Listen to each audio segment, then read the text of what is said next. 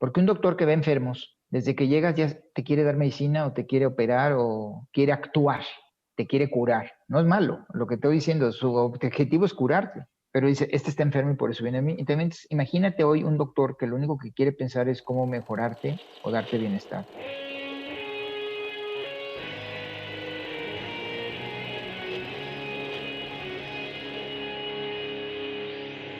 Bienvenidos a Volver al Futuro Podcast, donde platicamos con las mentes que nos impulsan a crear el nuevo paradigma de salud y bienestar. Conducido por Víctor Sadia. Muy buenos días, muy buenas tardes, muy buenas noches. Hoy nos acompaña Moisés Sandler. Moisés Sandler es licenciado por el TEC de Monterrey, MBA por la Universidad de Chicago y Executive MBA por la Universidad de Harvard. Es empresario y consejero de varias empresas como YPO, Bancomer y Hospital San José. Fue presidente de la División Internacional del Hospital Hadassah y está recientemente certificado por el Functional Medicine Coaching Academy. Moisés, gracias por estar aquí. Gracias por invitarme, Víctor. Qué gusto volver a saludarte. Platícame de Stephen Covey. ¿Cómo lo conociste y cuál fue tu primera impresión cuando lo conociste? Mira, Monterrey tenía un think tank hace 25 años que se llamaba el Centro de Productividad de Monterrey, que el objetivo era cómo optimizar la productividad y llegar a la competencia mundial, porque las empresas mexicanas en aquel entonces estábamos muy lejos de competir mundialmente. Y dentro del programa se hacía un congreso todos los años. Y el primer año traen a Stephen Covey y me piden que sea su interlocutor y que lo entreviste ante un foro de 1,800 participantes. Para yo aceptar esto, dije, sí, pero déjenme conocerlo bien. Aparte que me tuve que leer 2 o 3 de sus libros en friega, era sentarme con él a desayunar, sentarme con él a comer, sentarme con él a cenar y poder platicar para poder entender mejor qué es lo que venía él a entregar y qué es lo que nosotros podíamos sacarle extra. Y fue una gran relación la que creamos Stephen, Sandra, su esposa y yo. ¿Qué edad tenías en ese momento? Unos 34 años. Y tú como empresario, que pues podría decir que estabas empezando, esa relación en particular, ¿qué te hizo cambiar a ti? Él en lo particular tenía una manera de pensar muy abierta y él creía desde las fuerzas de la naturaleza, el equilibrio entre tus relaciones y tu familia y tu negocio. Trae muchas ideas, como él decía, para ser altamente efectivo. Y después de haberlo vivido con él esos días, y eventualmente en el futuro hicimos un par de viajes juntos, la posibilidad de ver cómo él balanceaba y las historias que inclusive están en sus libros de llevarse a su hija a los congresos porque él sentía que a su hija no le había dado suficientes horas de atención, hasta antes de entrar a un foro de 1,800 gentes, se ponía a hacer yoga. Un día me lo encontré en un salón parado de cabeza, a los 68 años de edad. Y ahí entendí en cuanto cómo debes de tener un balance en todos tus comportamientos. Tú imagínate, me imagino que tú todavía estás en el duro y vamos y trabajar 24 horas diarias. Y este hombre me enseñó a que tenías que tener un poquito más de paciencia. No lo aprendí inmediatamente, me tomó unos años aprender su paciencia. Sabes, muchos de nosotros hemos oído, y sobre todo la gente de mi edad, todos lo estamos oyendo. Hay que equilibrarnos, hay que pues, trabajar duro, pero también hay que pues, calmarse, dejar de pensar en cosas, meditar, comer bien, descansar, etc. Y sabemos que es importante, pero como que una parte muy primordial dice, sí, pero eso nada más lo dice la gente que ya es exitosa y se puede dar el lujo entonces de descansar. Uh-huh. En tu caso dices que te tardaste tiempo en entender esas cosas, pero si hoy hablaras con el Moishe de esa etapa, que escuchaba esos comentarios, ¿hubieras hecho algo diferente? No, estaba pensando en qué pasó, por qué me tardé tanto. No, pero 3 años después acabé tirado en una carretera, iba corriendo, me desmayé y en una ambulancia llevándome una emergencia a un hospital por un shock anafiláctico por exceso de estrés y de trabajo. Bueno, pues eso responde mucho también. Ok, y entonces me interesa mucho este ecosistema que en Monterrey se lleva gestando por pues, muchas décadas, que tú creo que fuiste una fuerza importante ahí, en la Concanaco y pues con YPO. Uh-huh. ¿Podrías platicarme un poquito cómo fue ese desarrollo tuyo como empresario, a qué te expusiste y cómo fue eso evolucionando a que también llegaras a ser consejero de empresas de salud importantes? Mira, cuando llegas a cierto nivel de dirección en una empresa, yo no fui director general hasta 1996, que ya ese año cumplía 40 años de edad. Pero ya en los últimos años, las mismas cámaras de Monterrey, algo que hacían muy bien era, empezaban a buscar a los futuros valores y los iban integrando para irlos enseñando a que la responsabilidad del empresario no es nada más hacer dinero y crecer la empresa, sino tienes una responsabilidad social muy grande. Y como me decía un mentor mío, si tú no logras hacer que este mundo sea mejor cuando te vayas, fracasaste. No importa cuántos pesos hayas logrado generar de utilidad para la empresa que tú hayas generado. Entonces, la primera fue me invitaron a la Cámara de Comercio. La Cámara de Comercio me pone como delegado ante el think tank que te platicaba, que era el Centro de Productividad de Monterrey. Y eso automáticamente, cuando eres el interlocutor de Stephen Covey entre 1,800 gentes, te empiezan a invitar a varios consejos. Me invitaron en aquel entonces, Banca Serfín, como consejero de Banca Serfín. Eso me llevó a que la persona que estaba encargada de todo el pensamiento de optimizar la productividad me invitara a YPO. Y de YPO me exponen a un mundo donde son puros presidentes de empresas y que todo el mundo está preocupado en mejorar este mundo. ¿Qué tienes que hacer? Conectar los puntos. El TEC me invita a consejero como ex alumno del TEC y que empiezan a ver que estoy en algunas de las cámaras y en algunos de los consejos que empiezan a brillar. En aquel entonces el fin era de la familia Garzaragüera, que eran los fundadores del TEC. Y en el TEC deciden, vamos a enseñar medicina.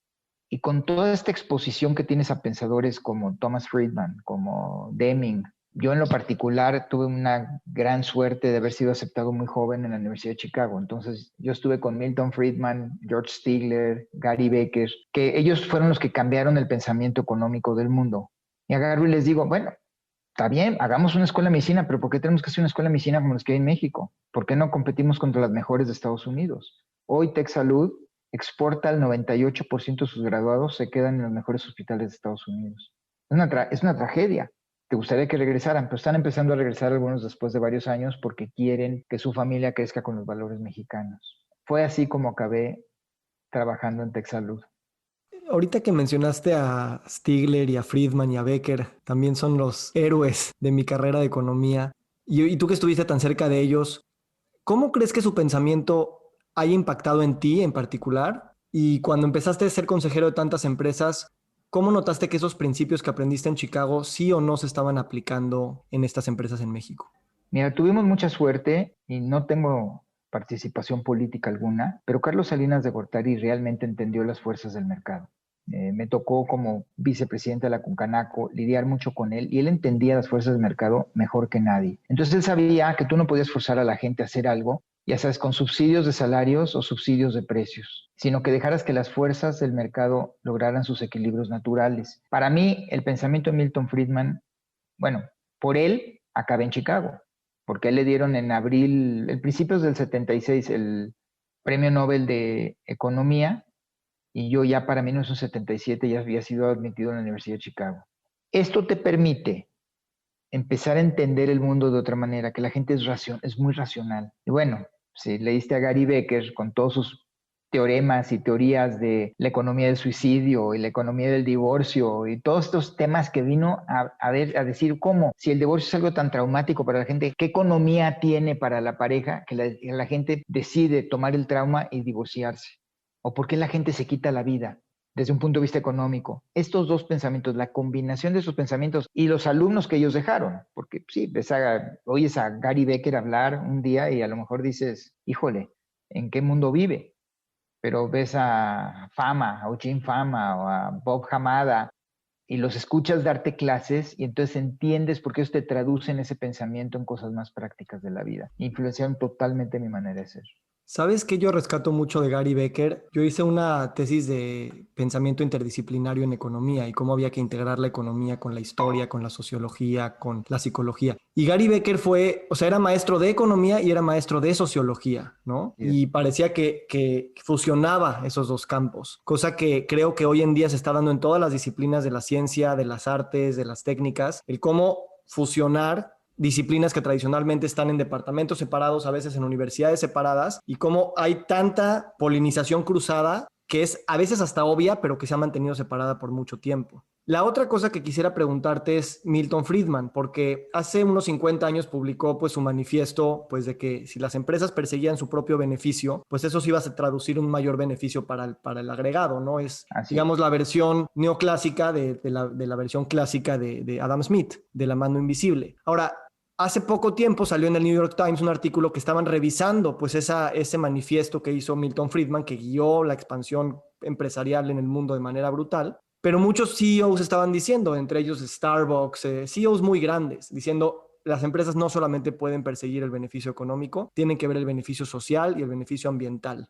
Totalmente. ¿Cómo tú lo ves a la luz de haber trabajado tan cerca con esas mentes y a lo que se ha visto hoy en día en el mundo empresarial y más que nada en el mundo de salud, que también estamos viendo que no es nada más un tema de pues, hacer negocio, ¿no? Mira, yo creo que Milton Friedman lo que nos ayudó a todos es a pensar diferente. Acuérdate que Samuelson era el Midas, el dios Midas de la economía, y todos los gobiernos pensaban es que si tú quieres crecer, el gobierno es el que tiene que invertir. Y entonces el gobierno va a invertir en la Comisión Federal de Electricidad, a generar electricidad, pero desinvertía en otras áreas que eran a lo mejor más importantes. Lo que Friedman, obvio, no alcanzó a visualizar, y muchos dicen la que no alcanzó a visualizar era su esposa Rose, porque hay un mito de que la que escribía los libros era Rose, ella también era economista, era que tenías que tener de alguna manera esa responsabilidad social de educar a tu gente, y lo vino a traer Deming. Deming te decía, si tú no educas a tus operarios, van a seguir siendo autómatas. Y lo que tú hablabas de la integración y cross-polinización de todos estos elementos y fuerzas son muy interesantes, pero cuando los dejas que realmente funcionen. Pero ¿qué sucedía? Que traíamos todo este bagaje antiguo de la industrialización, de la famosa revolución industrial, en donde tenías que ser especialista en algo. Yo fui a la fábrica de General Electric de refrigeradores en Louisville, Kentucky, y yo veía a una persona, no, imagínate, una señora que era la que ponía la tercera charola del refrigerador. Y todo el día lo único que hacía era esto. Es más, la vi con un cómic así y nada más estaba haciendo esto. Dije, ¿qué satisfacción va a tener esta persona? ¿Qué frustración va a tener? ¿Y dónde vamos a llegar realmente a poder mejorar los sistemas de operación? ¿Tú ves estos paralelismos en las empresas e instituciones de salud que tradicionalmente han sido las que más pensamos, los seguros, los hospitales, en términos de pues, que has estado cerca, ¿no? ¿Cómo ves ese paralelismo? Y ahorita nos platicas de tu experiencia con Tech Salud y con Adasa. Mira, el modelo médico que se desarrolló en los 60, que es el que estamos ahorita nosotros teniendo sus beneficios y a lo mejor algunos obstáculos en nuestro desarrollo, querías llevarle medicina a todo mundo, ¿ok? ¿Y qué hicieron en Estados Unidos? Hicieron el especialista, hasta que yo me río que debes de tener hasta otorrinolaringólogo que te cure el oído izquierdo y luego, no, oiga, es que me duele el derecho. No, pues ve con mi colega porque yo soy el del lado izquierdo. Digo, es un chiste, es cínico lo que estoy diciendo, pero la realidad ha llegado a eso. A mí me tocó estar con mi mamá una vez, descansé en un hospital, donde le estaban arreglando la rodilla a ella y le dolía la muñeca. Y me acuerdo, digo, doctor, es que me duele mucho la muñeca. Pues le saco una cita con el experto en muñecas, porque yo soy experto en rodillas. Pero ellos no estaban viendo toda la inflamación y todo lo que había causado que mi mamá se sintiera tan mal y tuviera reumas en la muñeca y en la rodilla. Entonces, el modelo nos llevó a trabajar de una manera ahorita. Ahora, a este doctor, tú imagínate un doctor hoy que renta una oficina en algún lugar de medio pelo para arriba en México, que tiene que pagar una alta renta, más una enfermera, más una secretaria, más los servicios, más el contador y todo lo que requiere el dedo. ¿Cuántos pacientes tiene que ver en un día para que les sea negocio? ¿Okay? Piensa la última vez que fuiste al doctor, ¿cuántos minutos te atendió? No creo que te haya dado 10 minutos. Y en Estados Unidos es peor, porque en Estados Unidos se meten a 10 cuartitos, entonces ven 10 simultáneamente. Y si no estás listo con toda tu información, ahorita regreso. Y 40 minutos te hacen esperar mientras veo los otros 8 o 10. Esta industrialización de la medicina hizo que los doctores te encajaran en una cajita y, Víctor, trae barba, trae lentes, probablemente sus migrañas es una mal, ¿sabes qué? Te voy a mandar con el oftalmólogo y que te revise los lentes. Y a lo mejor es una sensibilidad a algún alimento. ¿Fui claro en la explicación? Más que claro, y en el contexto de que las enfermedades que más nos mataban y pues de alguna manera las más prevalentes eran las agudas, que podrían ser de alguna manera solucionadas, pues sí, separando las disciplinas y más con intervenciones de medicamentos y cirugías, pues hace sentido esa industrialización. El problema es cuando pues las enfermedades crónicas empiezan a subir precisamente porque son multicausales y que el modelo pues no sigue aún No, sin estar preparado. es que no los identifica. No sé si tuviste alguna vez la oportunidad de estudiar en escuelas extranjeras y fuiste hasta la enfermería de la escuela. Yo tuve en muchas, tanto universidades como desde boarding school. ¿Y qué sucedía? Que te enfermabas y yo me acuerdo llegar a la enfermería, yo tenía 14 años y tenía el doctor un bote así grandote de pastillas de todos colores y me decía, tómate 2 de estas y con esto vas a estar bien. No sé si me daba placebos, no sé si me daba aspirina, no sé ni qué me daba, pero él lo que quería es deshacerse de los pacientes rápidamente porque tenía 20 pacientes haciéndole cola ese día. Sí, esa es una historia que la he escuchado por muchas veces de muchos contextos y pues la verdad estamos viviendo hoy pues los estragos de esa atención que pensábamos que estaban haciendo salud cuando pues realmente si acaso atendían la enfermedad, ¿no? Eso me lleva precisamente a tu viaje personal. ¿Cómo Moishe empezó a ser mucho más consciente de su propia salud? Me contabas una anécdota en la Cleveland Clinic. ¿Cómo arrancó Mira, eso? hace 25 años la Cleveland Clinic se le ocurrió hacer una base de datos de conocimiento de lo que un empresario tenía experiencia. Lo hicieron junto con YPO, esta fue una idea de ellos, pero para YPO.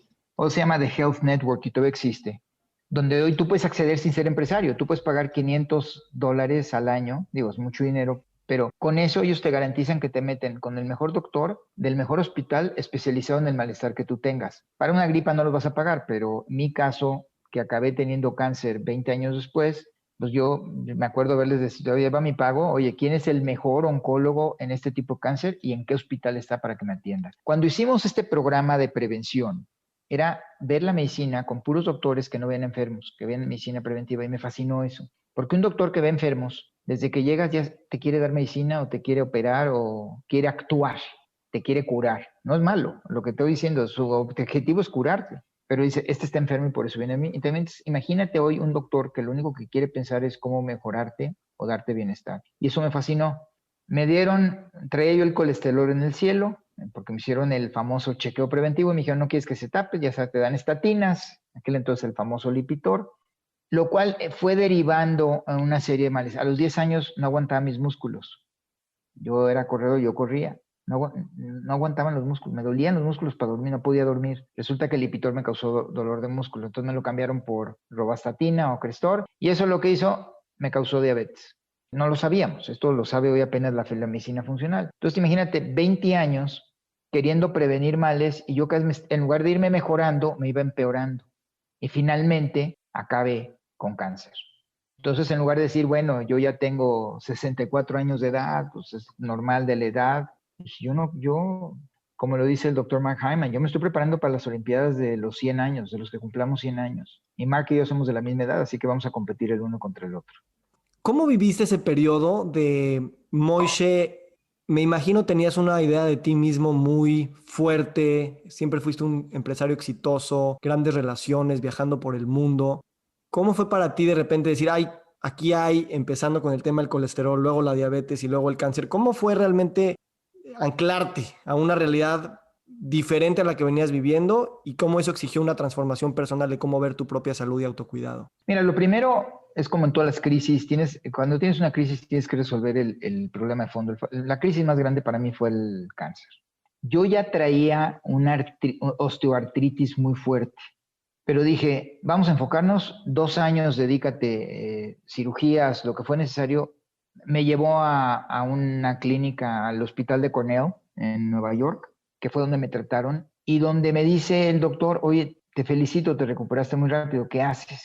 Dije, no, pues trato de hacer una dieta balanceada, no como esto. Ahora, pues, soy diabético, no puedo comer azúcar. Tengo alto el colesterol, no puedo comer una serie de alimentos. Llevaba una dieta muy limitante. Me dice, sí, pero sí estás medio desnutrido. Necesito que te nutras mejor. Y entonces esto me llevó a empezar a decir, bueno, la salvé esta. Dios y los doctores me ayudaron, pero me la salvé esta, ¿qué tengo que hacer? Y empiezo a investigar qué hay de alternativas de medicina para evitar que el cáncer regrese. Te voy a dar una estadística. Fuimos 5 amigos de la misma edad que nos dio cáncer de próstata, los 5 el mismo cáncer. 2 fallecieron luego, un tercero estuvo 6 meses en el hospital, nada más gracias a Dios se salvó. Yo estoy ahorita en remisión y el quinto le acaba de regresar el cáncer, después de como 10 años. Entonces dices, no estás curado. Empiezo a investigar y me doy cuenta de que existe este doctor, famoso doctor, y todos conocemos, Mark Hyman, y trato de conectarme con él. Pero pues, obvio que está súper ocupado, no te contestan el teléfono, no hay citas con él, me mandan a su clínica que tiene en Lenox, Massachusetts, y empiezo a hablar con los doctores ahí y empezamos a platicar, pero veo que me estaban diciendo lo mismo que yo había leído en los libros de Mark. Entonces yo solito empecé a tomar las decisiones, a seguir lo que él sugiere en sus libros, y de repente me doy cuenta que mi colesterol baja, que ya no necesito medicinas, que mi presión se me baja, porque ya trae hipertensión, y la glucosa se me vuelve normal. Y lo que no habíamos podido bajar era la A1C o la hemoglobina glicosilada, pero después de 6 meses la traigo en 5.2, que es óptima, o sea, es el número óptimo. Y dijo, ¿y este señor tiene algo que ver?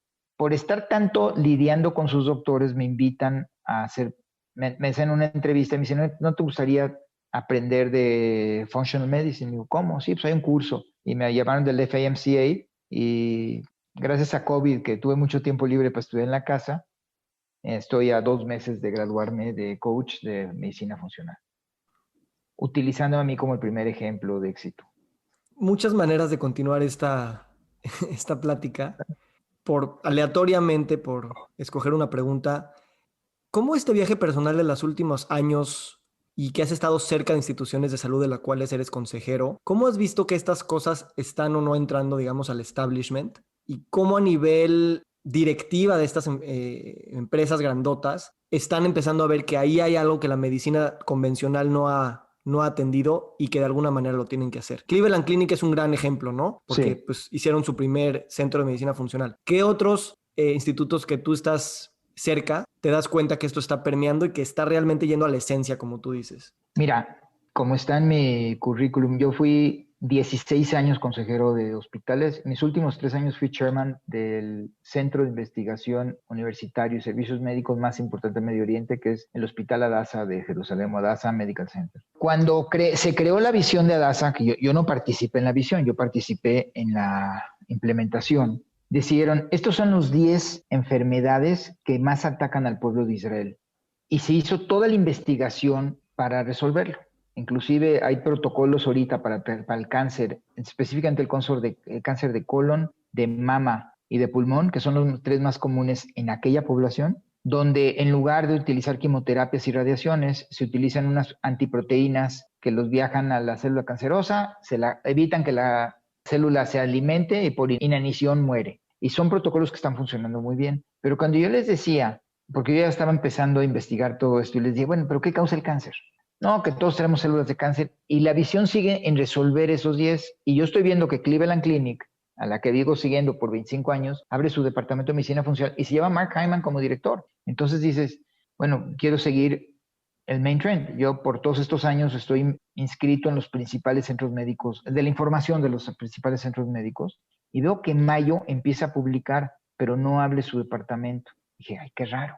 Luego veo que Cornell anuncia, pero lo anunció hace un año, 5 años después que Cleveland, su Lifestyle Medicine. Y la directora es una doctora hindú, de origen hindú, que viene con una filosofía muy parecida a la de Deepak Chopra, pero hace un súper éxito y convence a los oncólogos de todo lo que es el departamento de oncología en Cornell que lo incluyan en su manera de optimizar los tratamientos de cáncer. Después de Cornell viene Columbia, porque son hermanos, son sistemas médicos hermanos, y Anderson, MD Anderson en Houston decide, pues vamos a hacer algo, ¿no? O sea, si lo están haciendo allá y me parece que les está funcionando, empezaron con un pequeñito departamento de medicina funcional en MD Anderson, y hasta que Mayo Clinic tuvo que irse mainstream. Ya lo vemos en casi todos los centros médicos principales. Ayer hablé con la representante del Cedars-Sinai de Los Ángeles y ya están empezando a hacer sus pininos en medicina funcional.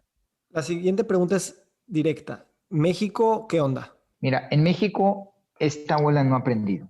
O sea, cuando empiezan, si tomó 5 años para que las institucionales del establishment americano se sumaran a este esfuerzo, en México no aparece. Hay una elite, a lo mejor habemos un número porcentaje de gentes que estamos expuestas a ciertas enfermedades y que dijimos, pues vamos a tratarlo y nos funcionó y estamos tratando de comprobarlo. Tú y yo conocemos al doctor Alex Krujam, a quien admiro por muchas cosas, pero más que todo porque se reinventó de ser un endocrinólogo tradicional a volverse un extraordinario médico de medicina funcional, pero es el único. O sea, ya existen ahorita en México creo que 7 u 8 médicos sancionados y certificados por el IFM, por el Instituto de Medicina Funcional de Estados Unidos. Pero cuando vas con el médico tradicional, el médico familiar de toda la vida, el que probablemente tus papás tenían e invitaban a comer a tu casa y le dices, oye, es que traigo esta, no, entiéndeme, mis 40 años de experiencia de pediatra o de internista o de médico general valen más que lo que tú me vengas a decir y no creo en eso. Ya hemos visto mucho pushback del establishment mexicano como lo hay en Estados Unidos. Lo que se está empezando, y Tech Salud lo acaba de empezar, están empezando a sensibilizar a todos los estudiantes de medicina de esta existencia, que por lo menos sepan que existe. Ahí estamos ahorita.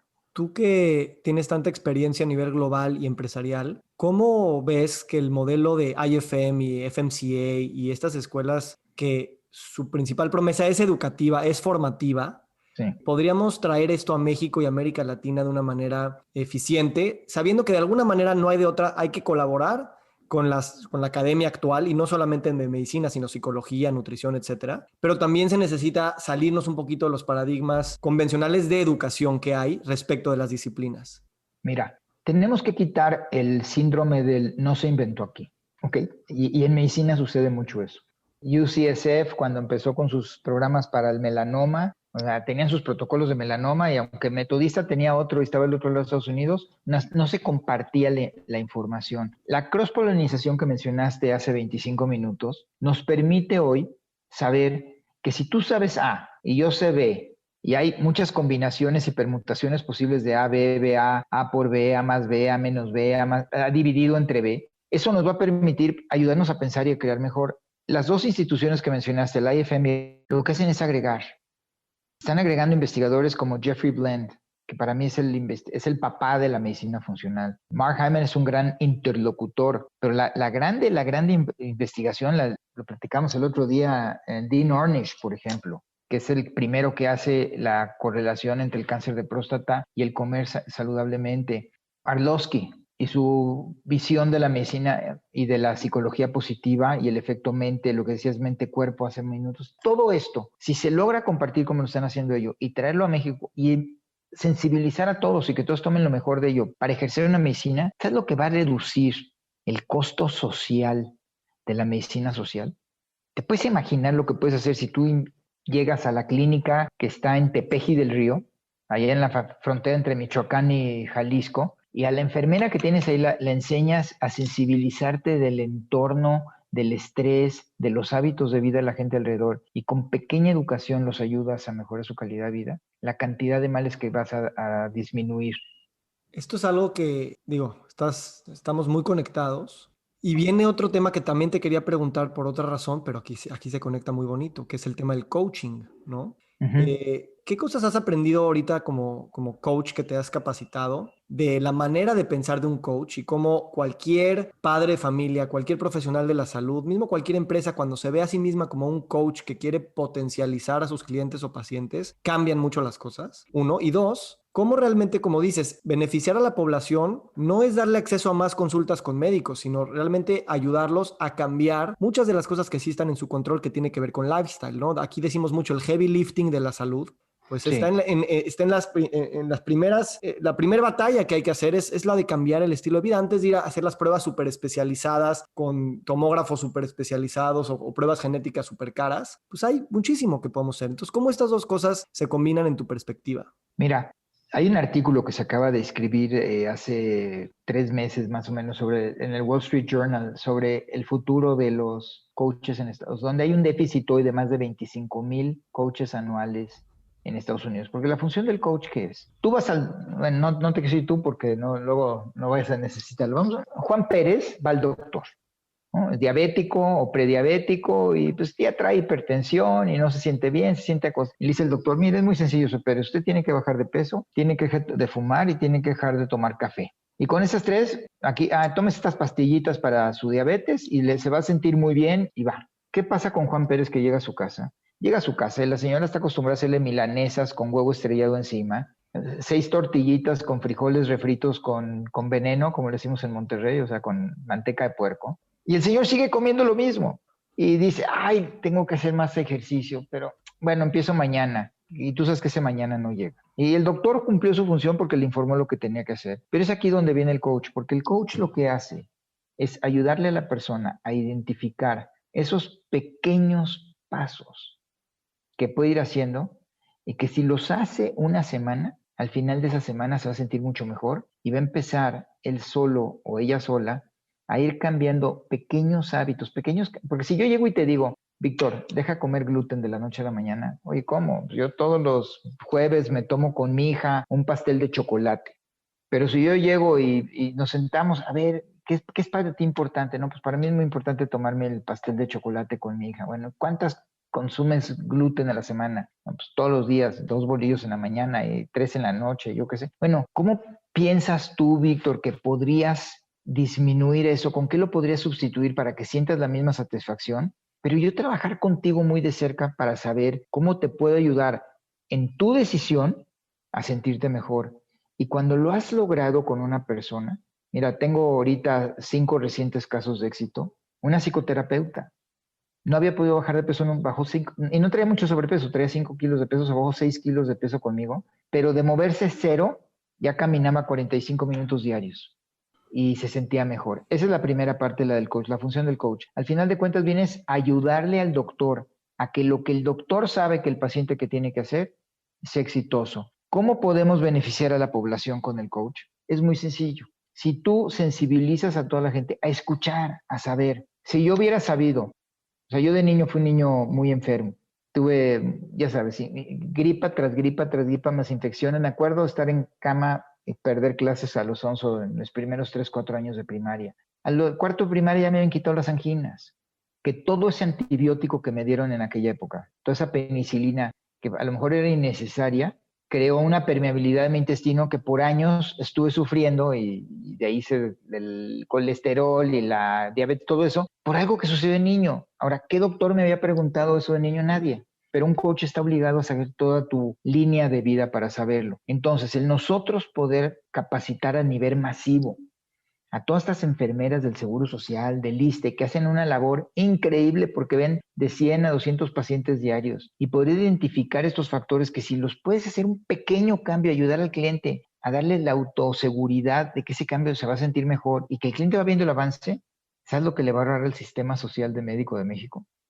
Otro tema que no hemos explorado nunca, pero te lo pregunto, es precisamente el tema de la historia de vida, la narrativa que tenemos. O sea, porque Sí. las cosas que tenemos que hacer o que son recomendables para hacer, ya las sabemos. El tema es cómo lo integramos en nuestra propia historia que nos contamos de nosotros mismos, como individuos, como familias y como país. ¿Cómo esto juega, obviamente en tu consultorio, pero también cómo esto jugaría en el contexto más grande para llevarlo al país, para que a nivel gobierno, empresas, escuelas y academia, la narrativa también evoluciona, que no se sienta como, ay, es que me quitaron los frijoles y me quitaron las milanesas y huevo, sino como replantearnos esa historia y no a través del miedo de no, pues si no me voy a morir porque ya tengo cáncer o me va a dar un infarto pronto, a la alegría de vivir, a la alegría de pues expresarnos más con todo nuestro potencial. Mira, cuando vemos al paciente, lo que te voy a decir ya lo sabes, simplemente es para poner en contexto. Vemos a todos los sistemas y los ecosistemas que lo rodean.